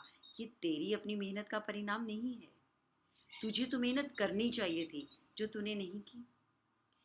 उसी तरह वो उदाहरण देते हैं कि अगर घर में कोई बीमार है और हम बैठे केवल रोते रहें, अरे डॉक्टरों ने भी जवाब दे दिया, कुछ नहीं हो सकता, बस अब तो मरण शैया पर है, बस पता नहीं कब सांस छूट जाएगी। इसके विपरीत हमें पता है ये सब कुछ है, फिर भी हम वैद्य को बुलाते हैं, दवाई देते हैं, सेवा करते हैं, उपचार करते हैं। वह व्यक्ति फिर भी अंतिम गति को प्राप्त हो जाता है, लेकिन हम अपने आप को एक सब्र देते हैं, एक संतोष देते हैं कि अरे भाई, हमसे जो बन पड़ता था वो हमने किया, इससे ज़्यादा तो हम कर ही नहीं सकते थे। तो हमेशा बच्चों अपने कर्म से प्यार करो, फल से नहीं, क्योंकि जब तुम कर्म करोगे तब तुम्हें फल तो मिल ही जाएगा। इसलिए हमेशा अच्छे से अच्छा कर्म करो ताकि अच्छे से अच्छा फल तुम्हें मिलता चला जाए। विवेकानंद जी ने अपनी एक किताब में, अपनी आत्मकथा में लिखा है कि ये जीवन जो है, ये जीवन एक पलों की किताब है, पर ये एक ऐसी किताब है जिसका एक ही पन्ना हमें भगवान पढ़ने के लिए, लिखने के लिए देता है, और दूसरा पन्ना देने से पहले पहला पन्ना वापस ले लेता है। क्यों? क्योंकि उसी पर वो हमारा मुकद्दर लिखता है। तो बच्चों, जब वो पन्ना, पल का पन्ना तुम्हारे हाथ से भगवान वापस ले, तो उसे इतने सुंदर अक्षरों में लिख कर दो ताकि वो इतने ही सुंदर अक्षरों में तुम्हारी किस्मत लिखकर तुम्हें वापस लौटा दे। इसी तरह से अगर तुम, चलो भगवान को भी ना मानो, तो तुम बैंक बैलेंस में देख लो, जितने पैसे तुम आज जमा करवाओगे, कल मान लो तुम्हें ज़रूरत पड़ती है और तुम पैसे लेने जाते हो, तो बैंक वाला कभी मना नहीं करता, तुम्हें पैसे दे देता है। अगर तुम्हारे अकाउंट में पैसे नहीं है तो तुम्हारे पैसे मांगने पर भी वो पैसा तुम्हें नहीं देता, और अगर चेक काट भी दोगे तो चेक बाउंस हो जाएगा और उस व्यक्ति को सजा मिल जाएगी। हाँ जी, आगे। कर्म में आनंद अनुभव करने वालों का ही नाम कर्म है। धर्म और उदारता के उच्च कर्मों के विधान में ही एक ऐसा दिव्य आनंद भरा रहता है कि कर्ता को वे कर्म ही फल स्वरूप लगते हैं। अत्याचार का दमन और क्लेश का शमन करते हुए चित्त में जो उल्लास और तुष्टि होती है, वही लोकोपकारी कर्मवीर का सच्चा सुख है। उसके लिए सुख तब तक के लिए रुका नहीं रहता जब तक कि फल प्राप्त न हो जाए, बल्कि उस समय से थोड़ा थोड़ा करके मिलने लगता है जब से वह कर्म की ओर हाथ बढ़ाता है। कितनी प्यारी बात कही है शुक्ल जी ने कि फल की तो इच्छा करो ही नहीं। अगर तुम कर्म से प्यार करने लगोगे तो हर पल तुम्हें सुख मिलेगा, आनंद मिलेगा। फल की प्राप्ति की तो चाहत ही नहीं होगी, वो कहते हैं ना, रूंगे में मिल जाएगा, वैसे ही मिल जाएगा, वो तो मिलना ही था। तो कितनी अच्छी बात वो कहते हैं कि अत्याचार का दमन और क्लेश का शमन करते हुए चित्त में जो उल्लास और तुष्टि होती है, वही लोकोपकारी कर्मवीर का सच्चा सुख है। लोकोपकारी, लोगों का उपकार करने वाले का सच्चा सुख क्या?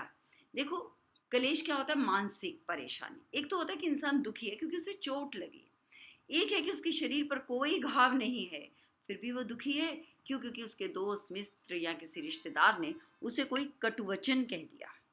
वो कहता नहीं, अगर तुम यहाँ पर भी उसका शमन करना सीख लेते हो, अगर तुम उस भाव में अपने कर्म की और अपनी सांसों को कर्म में प्रवृत्त कर देते हो और तुम अत्याचार को सहते हुए उसके दमन में अपने आप को कर्म में प्रवृत्त कर देते हो, तो लेखक कहता है कि तब तुम्हें उतनी ही खुशी मिलती है जितनी तुम्हें अपने कर्म की पूर्ति पर प्राप्त होती है।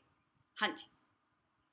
कभी कभी आनंद का मूल विषय तो कुछ और रहता है, पर उस आनंद के कारण एक ऐसी स्फूर्ति प्राप्त होती है जो बहुत से कर्मों की ओर हर्ष के साथ आकर्ष करती है। इसी प्रसन्नता और तत्परता को देख लोग कहते हैं कि वे काम बड़े उत्साह के किए जा रहे हैं। यदि किसी मनुष्य को बहुत सा लाभ हो जाता है या उसकी कोई बड़ी भारी कामना पूरी हो जाती है, तो जो काम उसके सामने आता है उन सब को वह बड़े ही हर्ष और तत्परता के साथ करता है। उसके इस हर्ष और तत्परता को भी लोग उत्साह ही कहते हैं। इसी प्रकार किसी उत्तम फल या सुख प्राप्ति की आशा या निश्चय से उत्पन्न आनंद फलोन्मुख प्रयत्नों के अंतरिक्त और दूर व्यापारों के साथ संलग्न होकर उत्साह के रूप में दिखाई पड़ता है। यदि हम किसी ऐसे उद्योग में लग रहे हैं जिसके आगे चलकर हमें बहुत सा लाभ या सुख की आशा है, तो हम उस उद्योग को तो उत्साह के साथ करते ही हैं, अन्य कार्यों को भी प्राय अपना उत्साह दिखाई देते हैं।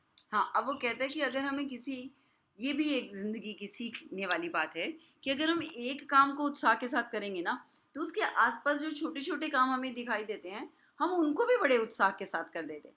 तो ऐसा हम क्यों नहीं करते कि हम हर काम जो हमें करना पड़ रहा है उसके साथ हम अपनी पैशन जोड़ दें, उसके साथ हम अपनी इच्छा जोड़ दें।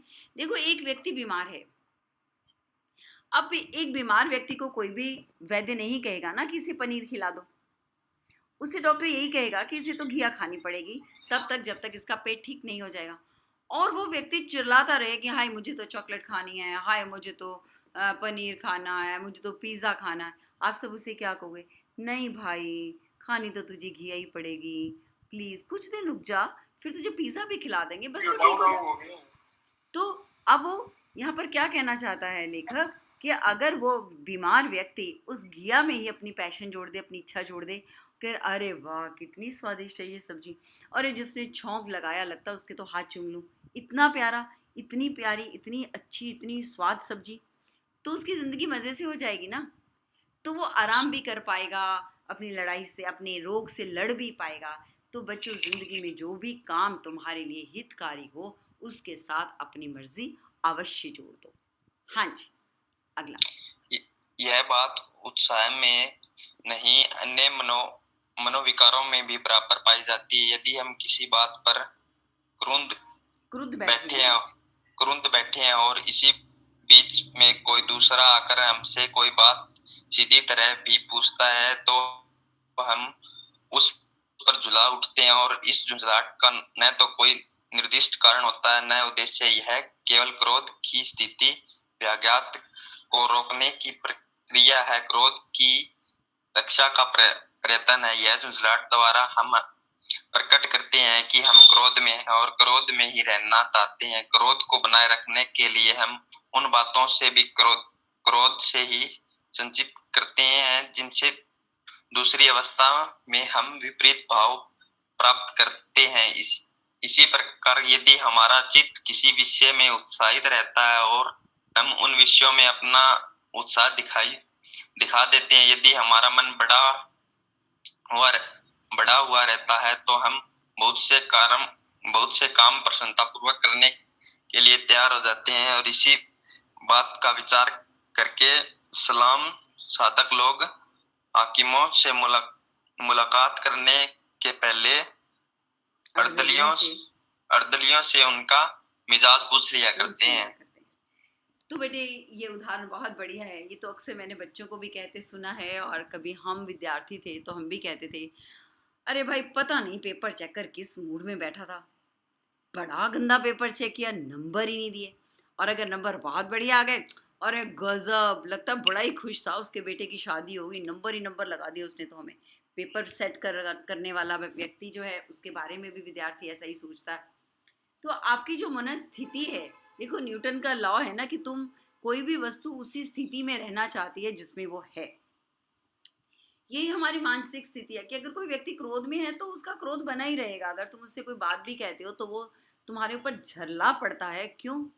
क्योंकि वो बात ही नहीं करना चाहता, वो उसी क्रोध में ही रहना चाहता है, उसी हवा में रहना चाहता है। तो अभिप्राय क्या है कि जब भी किसी ऐसे व्यक्ति से, बड़े व्यक्ति से मिलो जिससे तुम्हें कोई काम हो और कोई गर्ज भी हो, तो कोशिश करो पहले ये जान लो कि उसकी स्वभाव, उसका मिजाज कैसा है। तो मैंने तो अक्सर बच्चों को में भी ये बात देखी है कि वो पहले देखते रहेंगे, मम्मी आज गुस्से में तो नहीं है, पापा आज गुस्से में तो नहीं है। अगर गुस्से में है तो थोड़ी देर रुक जाओ, जैसे ही हंसी खुशी में आए वैसे ही अपनी बात कहो, बात मनवाओ और चलते बनो। तो आज उत्साह में तुमने ये सीखा कि ज़िंदगी में अगर किसी से कोई काम करवाना है तो उससे पहले जिससे काम करवाना है उस व्यक्ति की मनस्थिति के बारे में ज़रूर जान लो, ठीक है ना। अंततः हम उत्साह निबंध के विषय में यही कहेंगे कि सबसे पहली बात तो हमें भय से दूर होना चाहिए, क्योंकि जैसे ही हम भयभीत होंगे वैसे ही हम दुखों की ओर बढ़ जाएंगे। उत्साह का सबसे बड़ा प्रयोजन है खुशी से किसी काम को करना। हमें अपनी ज़िंदगी का नियम बनाना चाहिए कि जो भी काम हम कर रहे हैं, चाहे हमें करना पड़ रहा है या हम कर रहे हैं, हमें वो काम खुशी से करना चाहिए, क्योंकि खुशी से किया गया कार्य ही अंततः हमें मंजिल की तरफ ले जाता है और हमारे जीवन को सुख और सुकून से भर देता। दूसरी चीज़ शुक्ल जी ने बार बार हमें कहनी चाहिए है कि हमें फल से नहीं बल्कि अपने कर्म से आसक्ति करनी चाहिए। हमें अपने कर्मों में आनंद का भाव भरना चाहिए, और जब हम अपने कर्मों में खुशी ढूंढने लगेंगे, हमारे जीवन से बहुत से रोग जैसे उदासी है, परेशानी है, मानसिक क्लेश हैं, ये सब कम हो जाएंगे। क्योंकि किसी मनोवैज्ञानिक ने कहा है कि अगर तुम खुश होना चाहते हो तो अपने हाथ से काम करो। एक और बात जो बहुत प्यारी उत्साह के निबंध में आती है कि अगर हम किसी से कोई काम करवाना चाहते हैं तो हमें उसकी मनस्थिति को देख लेना चाहिए। न्यूटन का नियम कि जो जिस स्थिति में रहता है उसी में रहना चाहता है, इसी तरह से एक व्यक्ति जिस मानसिक स्थिति में होता है उसी तरह का व्यवहार करता है। तो अगर कोई व्यक्ति खुश है तो खुशी से तुम्हारा काम कर देगा। अगर वह व्यक्ति पहले ही परेशान है या किसी कारण से दुखी है तो वो हमारा कार्य भी उतनी ही परेशानी से करेगा। अगर वो कार्य परेशानी से करेगा तो कार्य हमें परेशान करेगा और अंततः हम भी परेशान हो जाएंगे। तो उत्साह निबंध हमें सिखाता है हमें कर्मों से प्यार करना चाहिए, हमें अपने कर्म पर ध्यान देना चाहिए, कर्म फल की चिंता नहीं करनी।